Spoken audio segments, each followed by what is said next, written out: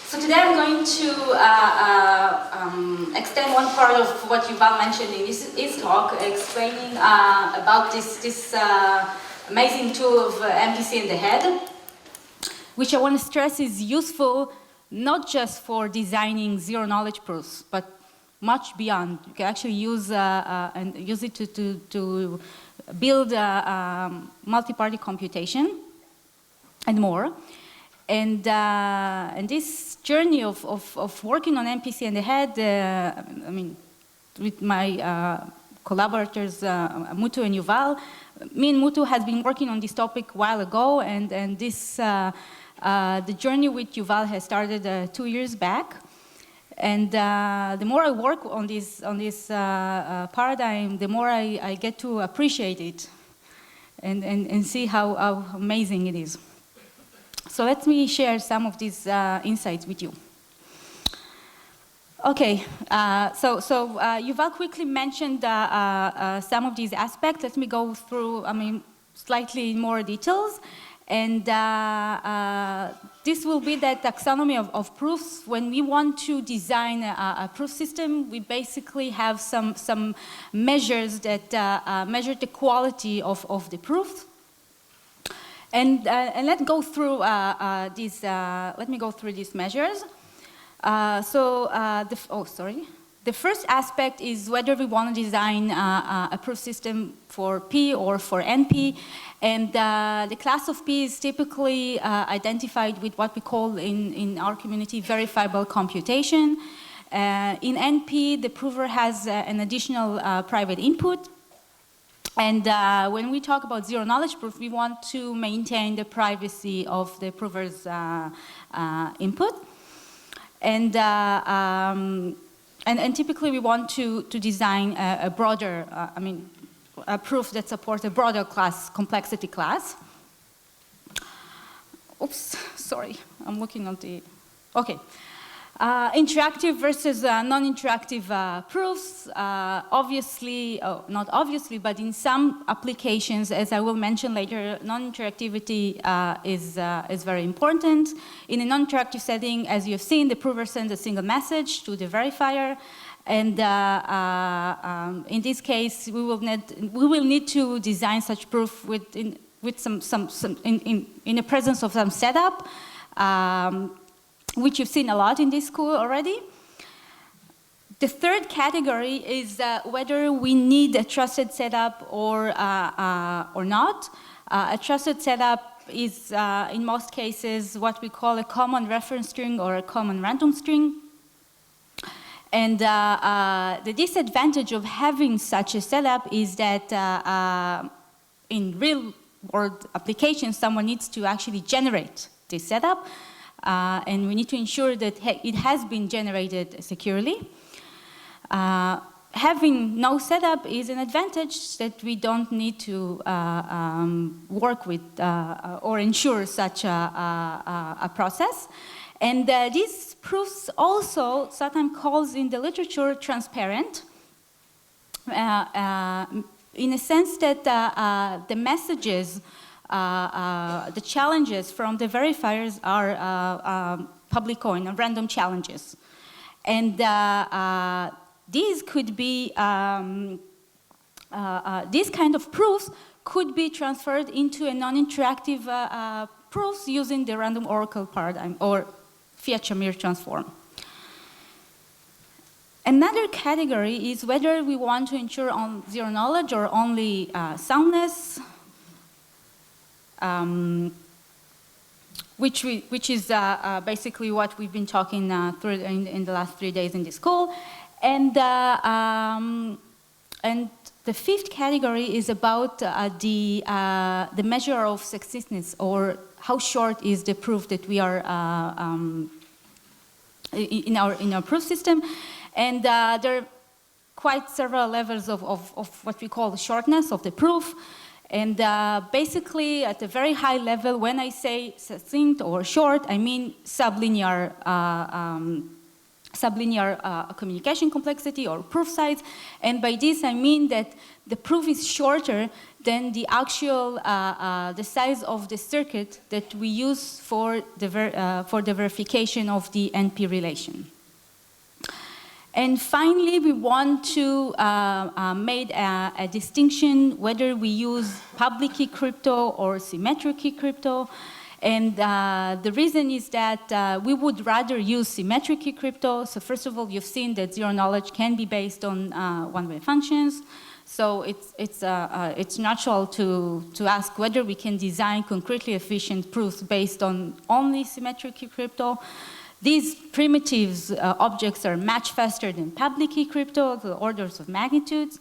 And also, they are, so if we care about post-quantum security, then if that's a design goal in our proof system, then we cannot use public key crypto because these are susceptible to quantum attacks, while symmetric, of course, we need to prove, I mean, it's not enough to use symmetric crypto, we actually need to prove that it is post-quantum secure, but there's more hope in the symmetric key crypto setting.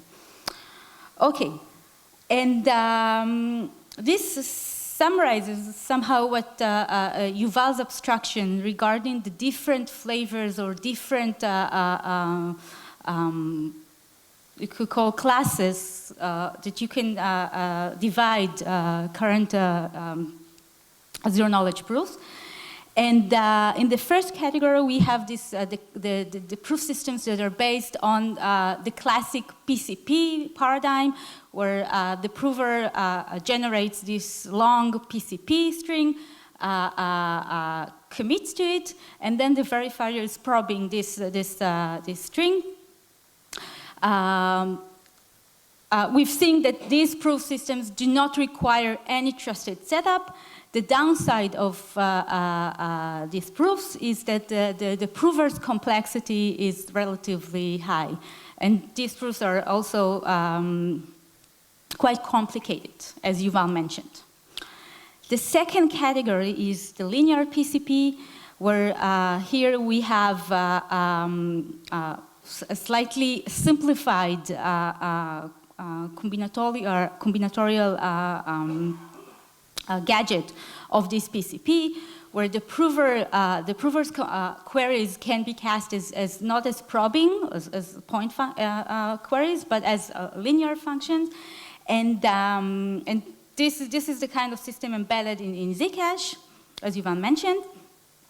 The advantage of this type of proof systems is that they are shorter or simpler to design, and the verification is quite fast, but they heavily rely on public key crypto, so they cannot be post-quantum secure, and they require trusted setup, which could be a real disadvantage. A third category, which is based on some recent work, comes from the interactive proofs domain, which is initiated by the seminal work of Goldwasser, Kalai, and Rothblum, the GKR protocol. And based on this protocol, several recent works like Hyrax designed proof systems. This is some sort of intermediate in the sense they do not require a setup like in the linear PCPs, but they still require a moderate use of public key operations. Usually it depends, it grows with the number of witnesses or the depth of the circuit, but not the entire computation. And today I'm going to tell you about the fourth, another category based on a tool that comes from crypto.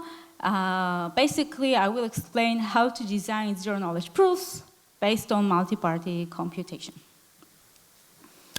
Okay. The original, the paper that actually introduced us, this amazing concept is due to Ishai et al. In ICO's paper. And their goal was to show how to build zero knowledge based on an MPC protocol in a black box way. So the first thing is that if we have an NP relation that we want to design a protocol for, of course we need to define a functionality.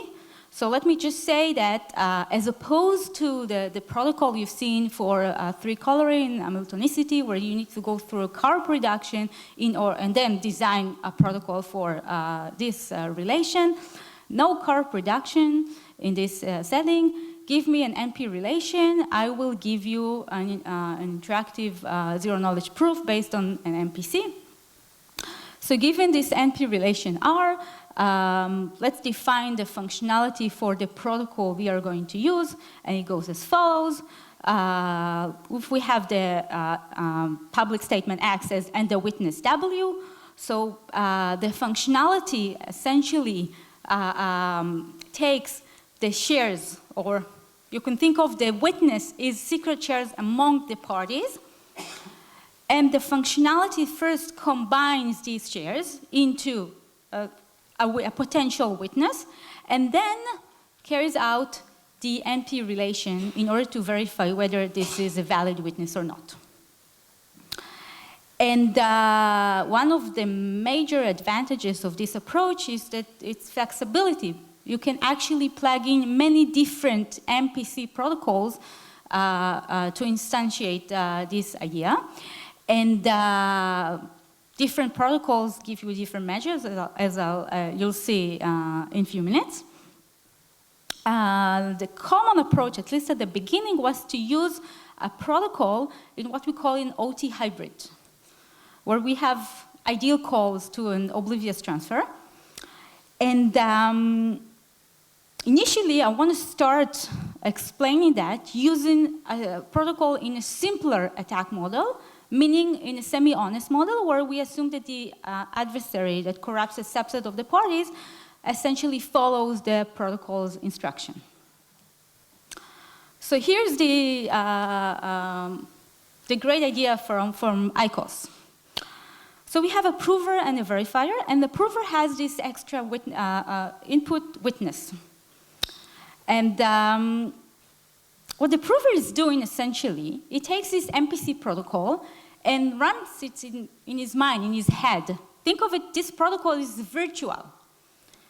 So what does it do? He takes the witness, splits it into random shares.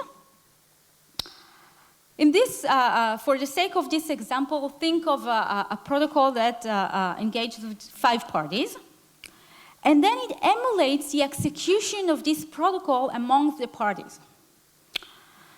This execution implies views for this party. A view of a party includes the party's input, randomness, and incoming messages. At the first step in the protocol, the prover will commit to these views. How will this commitment will be implemented? Merkle trees is one example that you've seen. Next, the verifier is doing this probing thing that Yuval was mentioning in his abstraction. He essentially challenges the prover, asking for the prover to reveal 2 views, let's say I and J. And now the verifier will do the following. First of all, of course, we always assume that whenever we decommit something, we check for the verification or that the decommitment is done successfully. I will not mention it again. But it's doing 2 important checks. First of all, it checks that the output of the computation is indeed 1. Remember, the functionality carries out the NP relation, meaning that if this is a valid witness, if the prover has a valid witness, then the outcome should be 1. Second, the prover will check, the verifier will check that these views are consistent. What does it mean that 2 views are consistent? It means that the incoming messages explicit in one view, are implicit as outgoing messages in the other view. Meaning that if one party received some message from the other party which I challenges the prover to check, it must be that the other party we have VI and VJ, it must be that VJ sent this message to VI. And this is the consistency check that the verifier carries out. Let's analyze the security of this protocol. Okay, so first of all, completeness. So for the sake of this analysis, let's assume that this protocol has perfect correctness, meaning always output the correct answer. So that's simple, right? Based on this correctness argument, the verifier will always accept. Zero knowledge. If we assume that the protocol maintains a feature that we call two security or two privacy, meaning that the protocol is secure in the presence of an adversary that corrupts two parties. In this case, from the MPC world, it means that we can actually simulate the view of the view of the adversary, right? So it means that an adversary does not even corrupt in two parties, doesn't learn anything from the protocol execution except from what these parties were supposed to learn from the first place. So we can actually use that simulator, this MPC simulator, to design a simulator for the zero-knowledge proof system. And from the two privacy property, it also means that the verifier for the zero-knowledge proof does not learn anything. Okay, so that was kind of a simple argument. What's much more interesting in this analysis is how do we analyze soundness? How do we ensure that if there exists no valid witness for this public statement, the verifier will not or will reject with non-negligible probability? So for that, we consider two cases. The first case is that the views that we have are globally consistent with some valid execution of the protocol. The second is that they're not. So let's analyze the first case. If all the views are globally consistent, and we assumed already perfect correctness, that means that the outcome of the protocol must be zero, okay? Because there is no set of randomness, random inputs, random strings for the parties, and a valid witness which can make the protocol output 1. So in this case, the verifier rejects. In the second case, you can use an inductive argument showing that if these views are globally inconsistent, it means that there exists a pair, at least one pair of views, which is what we call locally inconsistent. Inconsistent in the sense that I explained before. And therefore, if we hit that pair of views, then we reject because the consistency requirement is not met. So what's the probability that we hit this pair of views? Is n choose 2, right? So that's probability, that's essentially the probability that the verifier rejects. And in fact, you can even show that this is a proof of knowledge. Great. So this amazing idea, first of all, introduces a new concept of designing zero-knowledge proofs from a new tool. Up until then, zero-knowledge was considered as a special case of MPC, and as you've seen, it was actually used to amplify sort of correctness or robustness in protocols from semi-honest to malicious. Here we take the other way around, right? We use MPC protocols to build zero-knowledge proof systems. What's the communication complexity of such a protocol? So essentially, we did a very sort of a simple black box use of our MPC protocol. So the proof size grows or dominated by the communication complexity of the protocol and including the randomness complexities and the input size of this MPC protocol. And so this is like really a fantastic idea. And in 2016, the ZK-BOO paper, Claudio, where's Claudio? Claudio is here, one of the authors. This paper put MPC in the head on the map of concrete efficiency. It essentially showed that this paradigm can be used to design concretely efficient protocols.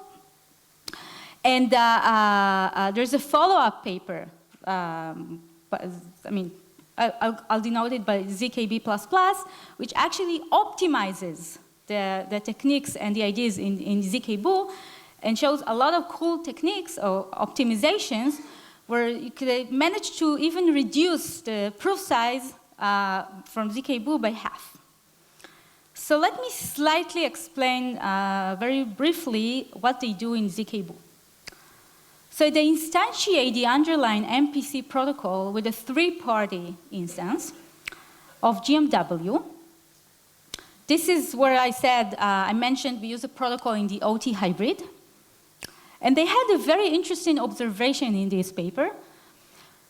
Typically, when we design an MPC protocol, we're used to say in the OT hybrid. But when you use the MPC in the head paradigm, this hybrid is for free. I mean, we don't really commit to the communication of this OT box. All we commit to is the input to the OT and the output from the OT.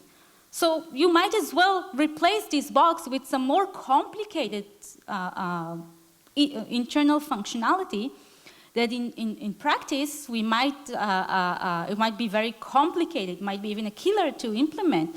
But for the sake of designing a virtual protocol, it's for free, it comes for free. We don't need to count the communication complexity of this box.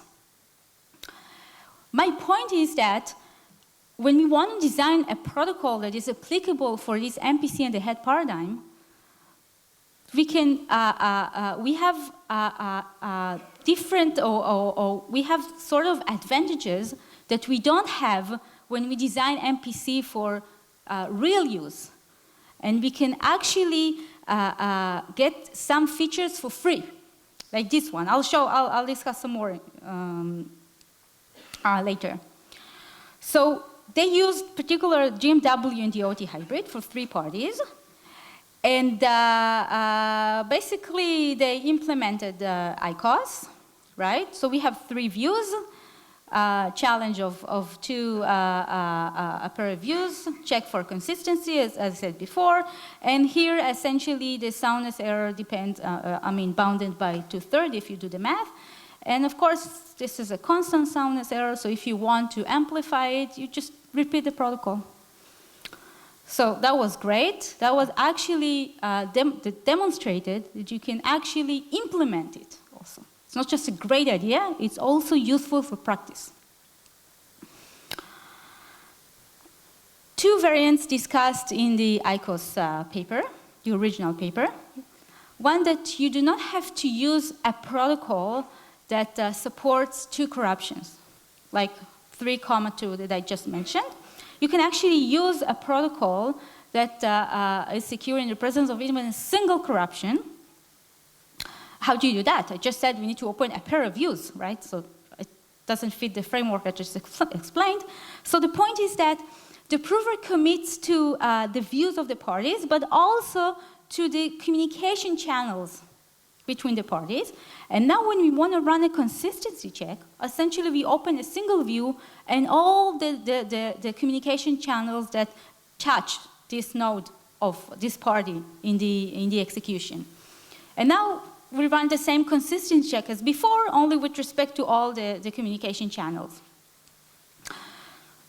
What does it give us? It extends the class of protocols we can actually use to get zero knowledge for MPC in the head. For instance, we can use PGW with 3,1 corruptions. Another more interesting variant is that there is an alternative way you can actually get negligible soundness. Instead of repeating the basic, the basic protocol you build based on semi-honest MPC, use a slightly or a stronger MPC with a stronger security guarantee. What do I mean by that? Don't take semi-honest secure protocol. Take a protocol that ensures some robustness property, meaning some security guarantee in the malicious setting where the adversary may run an arbitrary attack. In this case, we will have not a three-party protocol, but an n-party protocol. And invoking this protocol will immediately allow us to achieve a negligible soundness, as I'll show you. And let me just mention another feature. Remember I told you can actually use, you can exploit this paradigm to get some features for free. Another feature that you can actually take advantage here is that broadcast is for free. Because if you have broadcast in a protocol, in a virtual protocol, all you have to do is to let the prover send a single message to the verifier. And that's it, that's emulate broadcast. So it's much cheaper to use broadcast in MPC in the head than in a real world MPC. Okay, great. Just as a minor comment, I mentioned before that we can use, let's say, a perfect correctness protocol. You can always relax this requirement by add a coin tossing phase where the prover does not get to choose the randomness, where he cannot cheat by choosing a bad set of randomness. And part of the consistency check is checking that the randomness was used correctly. Great. So let's go back to this picture that I started with. And remember, I said I'm going to discuss another tool. And so far, we had this ZK-BOO implementation with the follow-up work. But the downsides of the way MPC in the head was used so far is that essentially everything was linear. The prover's complexity, the verifier's complexity, but more important, the proof size, right? Because the proof was involved of the opening views, right? For checking consistency. And the way it was used so far, let's say in GMW, a view essentially grows with the size of the computation. So we would like to improve that. And this brings me to the paper, which is a joint work with Yuval, Mutu, and Scott. And let me explain the high level of this paper. So we started at the point where we knew MPC in the head is already useful, or already practical, already optimized in a couple of papers. But the question we asked ourselves whether we can reduce the communication complexity. And of course, if you're going to use an MPC where the communication complexity grows with the circuit size, there's no hope, right? Because that's pretty much built inside this paradigm. But here's the key insight. Let's use another or an alternative MPC protocol where the communication complexity per party is smaller, is sublinear than the entire computation. And we know how to design such protocols. For instance, the Damgardi-Shai 06 paper. Let's see how it could be useful to use such protocols. So, as Yuval mentioned, I'll just say quickly, essentially what we show here is a transformation from MPC to the abstract model of interactive PCP, where we have the prover is committing to this long proof, And then we have interaction between the prover and the verifier. And based on previous work, like the Ben-Sasson et al. Paper, you can actually take this, any protocol that is IPCP, and convert it into a zero knowledge. Good. The main result. Let me spell out some of the advantage of features or nice features of our scheme. So first of all, it's a sublinear zero knowledge argument. Doesn't require any trusted setup. It's very simple. I hope I'll manage to convey basically all of the main ideas of our protocol. It is concretely efficient. We implemented it. It uses only symmetric crypto. Concretely, we use a hash function for the Merkle tree commitment scheme. Potentially, it could be post-quantum secure. We didn't prove that. That's a fantastic follow-up research question, whether we can prove that these schemes are post-quantum secure. And more generally, we have the first sublinear not in a sense that you've seen in those linear PCP-based constructions, but still sublinear. Argument for any NP directly. We don't need carp reductions. And our protocol avoids using or integrating the complex machinery of PCP as well as public key crypto. If you relax any one of these terms, this has been done already in the literature before our work. So our work was the first to achieve all this together.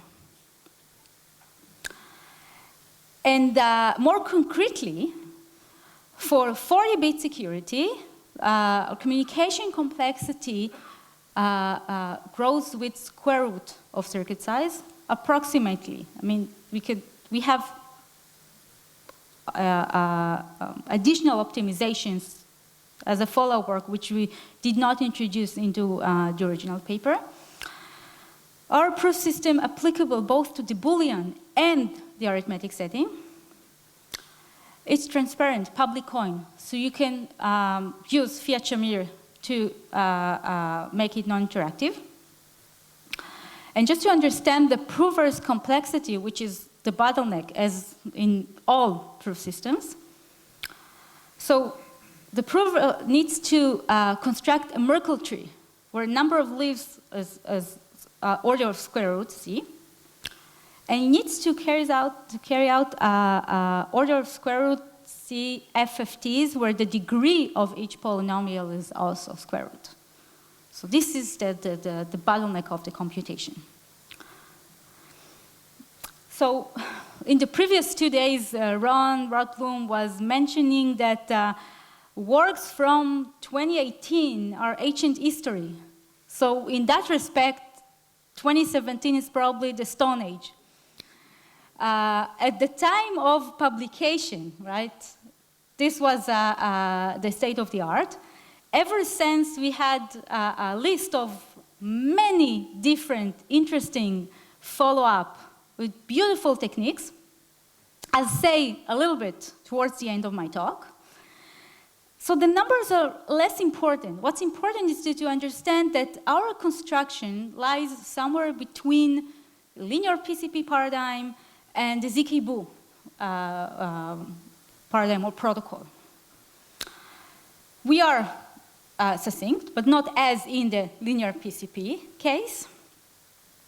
Our prover's complexity is slightly higher than ZK-BOO due to the FFTs, but it's not as high as in the linear PCP because we need to work with a smaller degree polynomials.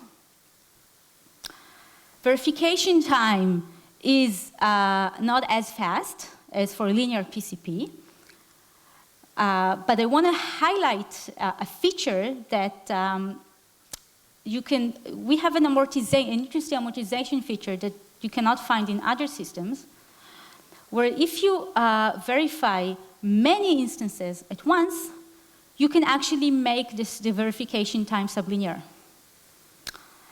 And we do not require trusted setup, and our communication complexity order of square root.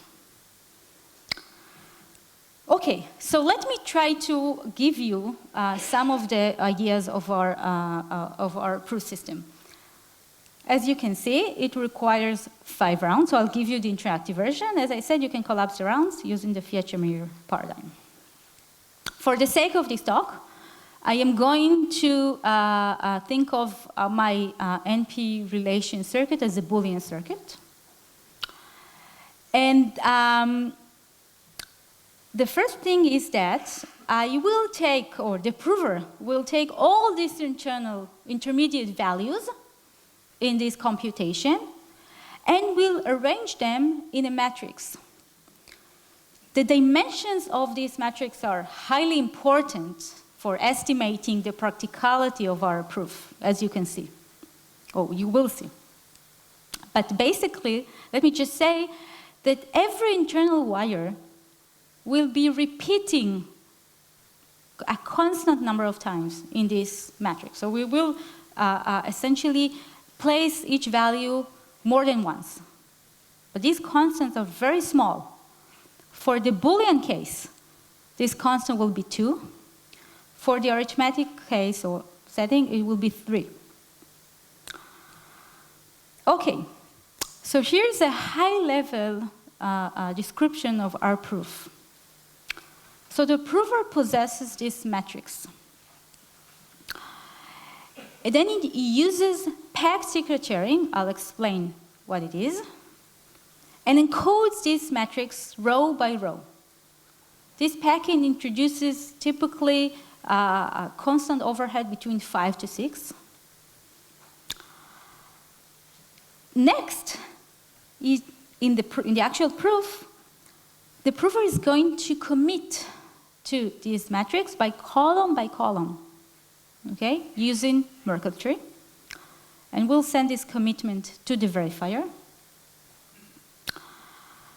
And then we'll start the challenge phase.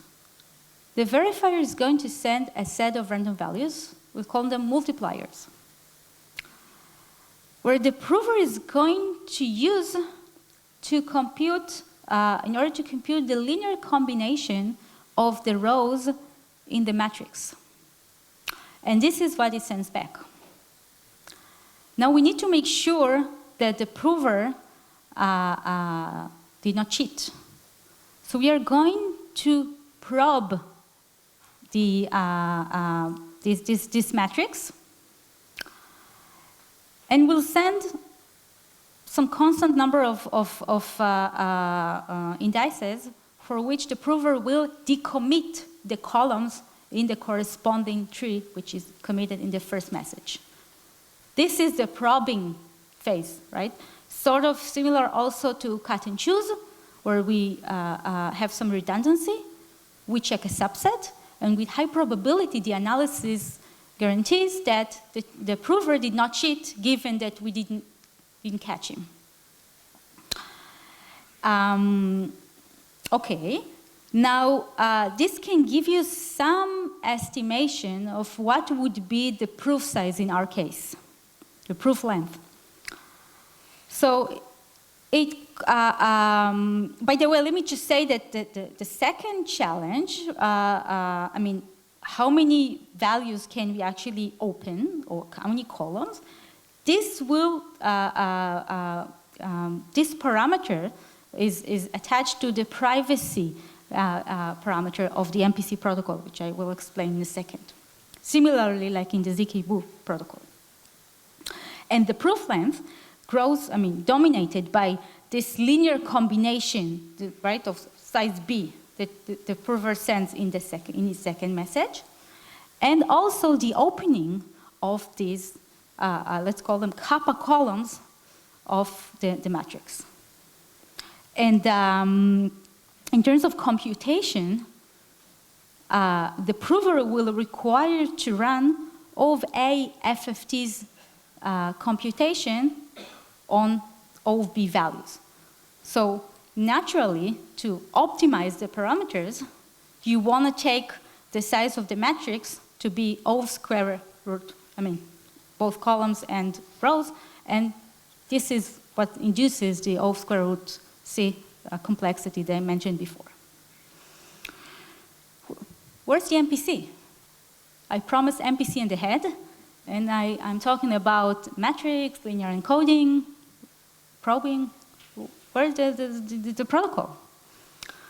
So you can view the prover's actions essentially as running a protocol, an MPC protocol, in some simplified setting where we have a single client with a single input, secret input, and a set of servers. They're helpers. They're going to run the MPC protocol for this client. So in order to do that, the client is going to secret share first its input, sending it to the servers. You can think of it, or if you go back to the matrix, each column in the matrix essentially corresponds to a view of a server in this MPC computation. And the input is essentially the extended input, right? It's like it's the extended witness. It's the original witness to the computation, as well as all the intermediate values in this circuit that computes the NP relation. And in any MPC protocol, in a client-server model, the servers are doing some computation, right? So in our case, it's even simpler. They don't really have any computation to do because it's a sort of a depth one complexity once we put everything in, all the values in one row. All the servers are doing virtually is what it corresponds to the proof of correctness or the challenges of the verifier. The challenges that the verifier sends in the real protocol, in the real proof system, correspond to some coin tossing values that will be tossed in the MPC protocol. So I hope at a high level you can see the correspondence between what happens in the zero knowledge and how it translates to MPC back and forth. I want to give a little bit more details, technical details of what's going on in the proof system. So the main tool that we are using is Shamirs secret sharing. Actually, not exactly, but let me start with first Shamirs secret sharing. It's an extremely useful tool that is used to design protocol in the honest majority setting, meaning that up and less than half of the parties can be corrupted with information theoretic security. How do you do that? You define a polynomial of some degree t, where the secret lies in the point, in the 0 point of the polynomial, 0 evaluation point, and you distribute P of 1 through P of n to the n parties. And there are two important guarantees of this scheme. First of all, privacy. Obtaining up to t shares, as long as the degree of the polynomial is t, obtaining up to t shares does not violate or cannot learn the actual value of the secret. And you can actually even fix up to half of the, or correct up to half of the errors introduced in half of the secrets. So if you can view, if you view Shamirs secret sharing in the eyes of linear error-correcting encoding, so you can actually say that you can talk about the distance of code words and so on, and you can actually fix errors introduced into the shares. And this paradigm has been extended by Franklin and Jung into what we call packed secret sharing, which is a very influential and highly impact idea for practical MPC. Because now, instead of secretly sharing a single secret, we are going to share a block of secrets. It's a block of, let's say, size L. So now the degree will be higher, the degree of the polynomial will be t plus L. We embed into the polynomial, let's say, a block of L secrets. And we distribute n shares f before, but now we embedded more secrets. So it amortizes very well. And the privacy guarantees also has, now the privacy threshold is not t as before, but t plus L. So we lose a little bit about the threshold. But still, it's very useful. So remember before I said, when I explained the prover's actions, I said he's going to pack secret share every row in the matrix. This is how it uses it uses packed secret sharing. Okay, let me explain a little bit about the test. So before it was a very simplified description of the protocol, and I want to say what kind of test we need to run in the proof system. Good, so just keep in mind that the prover already sends the commitment of the Merkle tree of the matrix to the verifier. Now I want to focus on the first test. So what is this test? We want to prove that the degree of that the secret shared values were computed correctly. Saying differently, this is a degree test. So remember, the verifier sent these multipliers before. Now, if we will be more concrete about the computation, so the prover is going to send a linear combination of what happens on every row. Just imagine that we have a polynomial corresponding to every row in the matrix. And now just take the linear combination of these polynomials and generate a new polynomial. And this is what will be sent in this message to the verifier. So that's great, but now we want to test this polynomial. And this is exactly the probing that we are doing.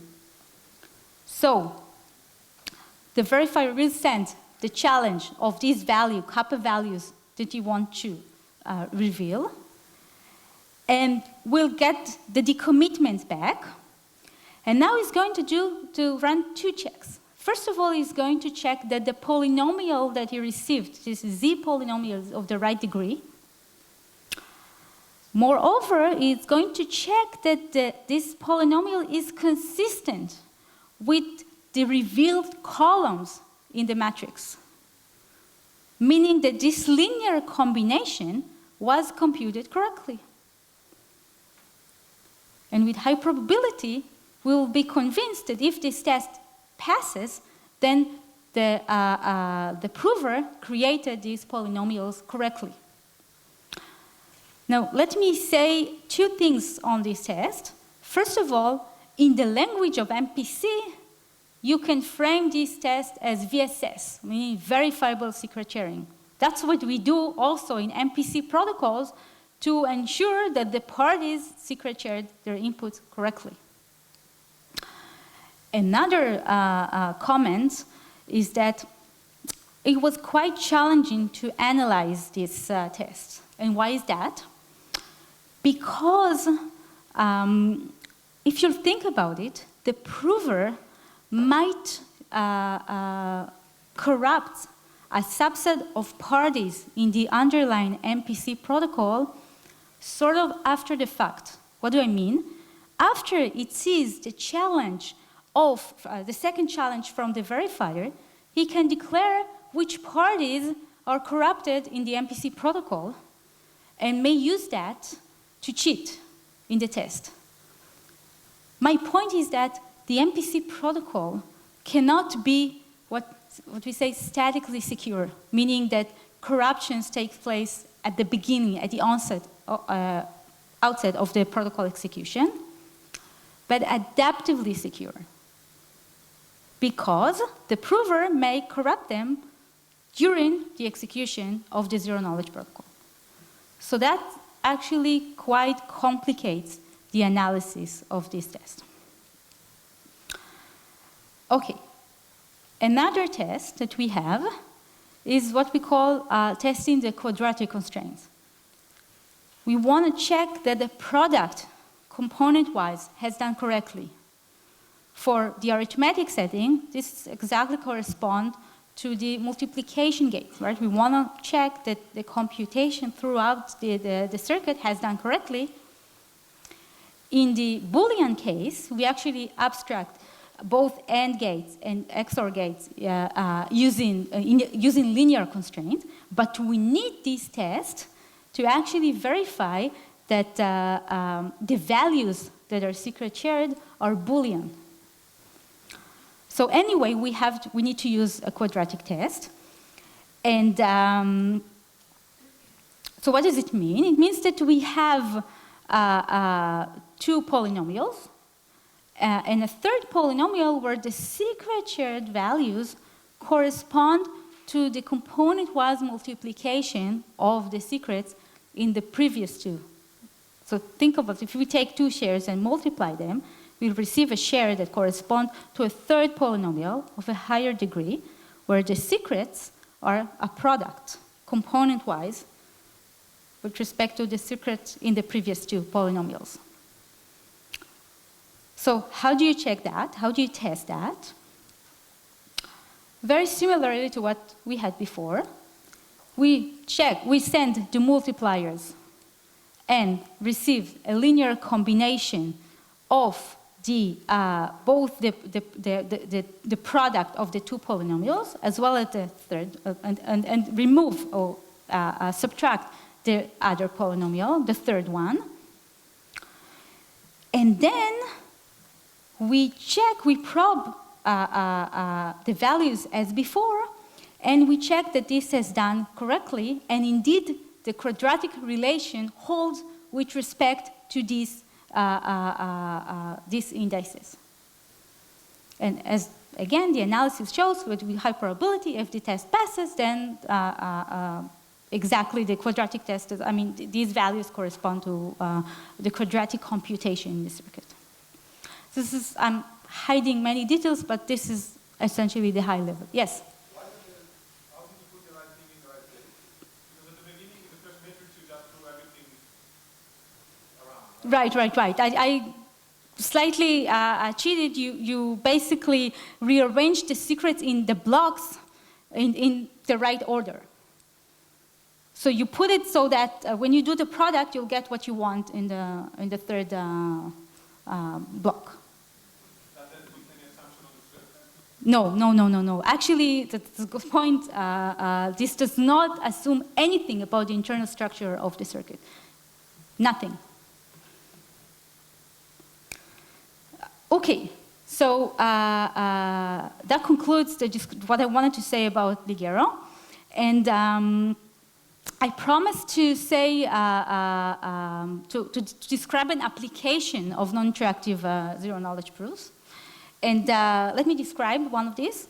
The first paper that actually used that to build post-quantum signature schemes was the ZKB++ paper, and there's a follow-up by Katz et al.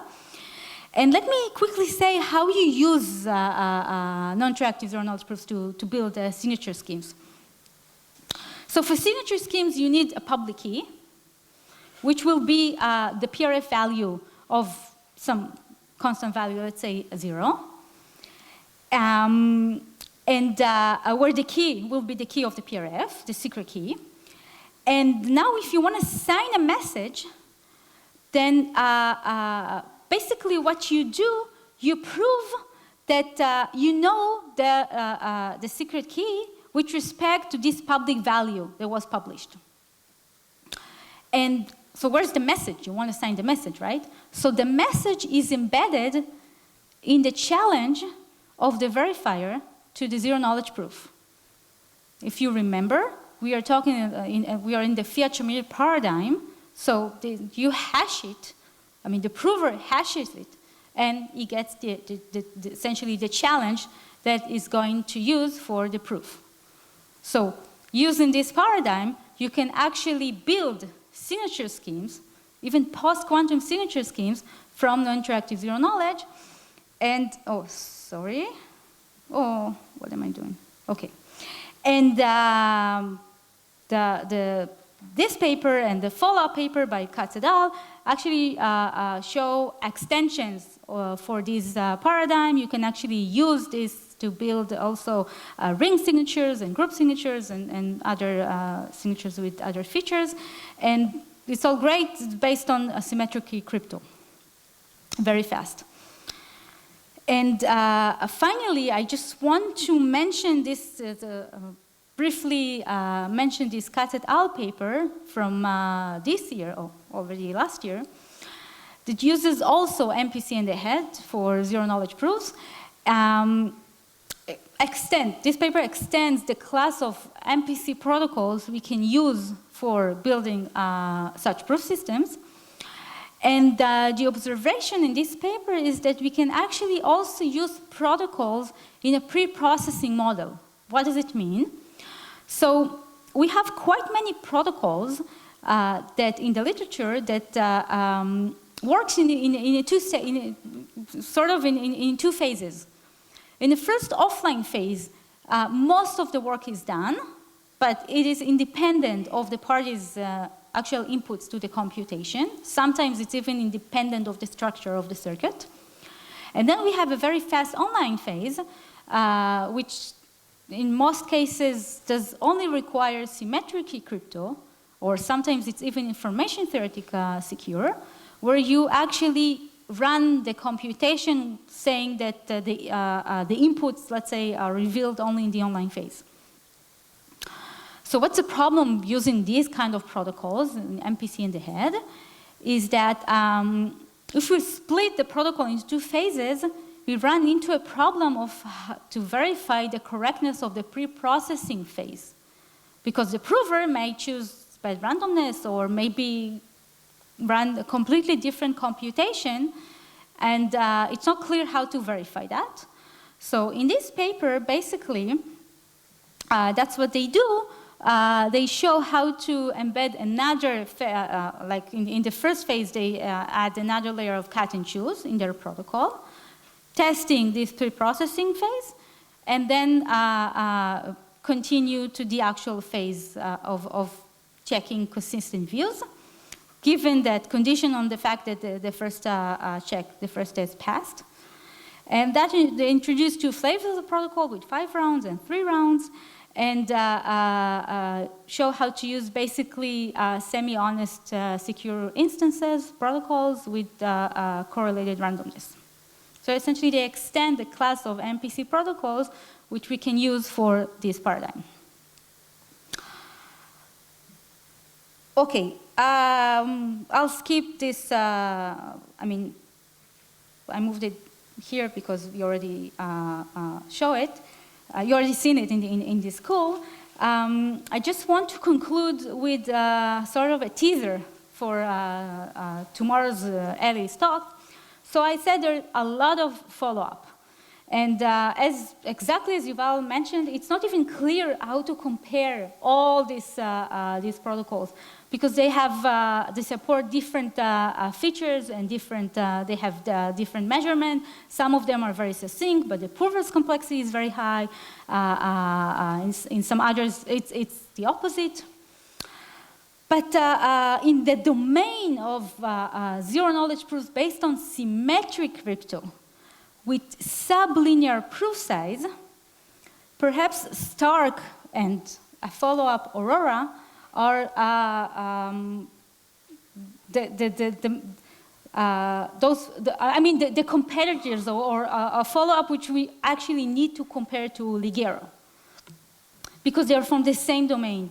And so the features of, or the advantages of this Stark proof system are that the proof length is much more succinct than Ligero. This grows with a logarithmic factor of the circuit size, but also the round complexity, which they show how to collapse. Note that this is not a constant round protocol, but nevertheless, they show how to use the Fiat-Shamir transform. And I guess it's fair to say that Stark is more succinct, but Ligero introduces a better prover's complexity and running time. And it's also simpler to explain and implement than Stark. But, I mean, as I said, all techniques are beautiful, uses different ideas. Each paradigm or proof system is useful for different applications. So, I mean, there is room for all of these approaches. And I hope I just managed to convince you how beautiful is this paradigm of MPC in the head. As I said at the beginning, we use it not just for designing zero knowledge. For instance, we have a protocol and we use that paradigm to ensure input certification, which is something we don't know how to do with the other tools. And that's it. Thank you for listening.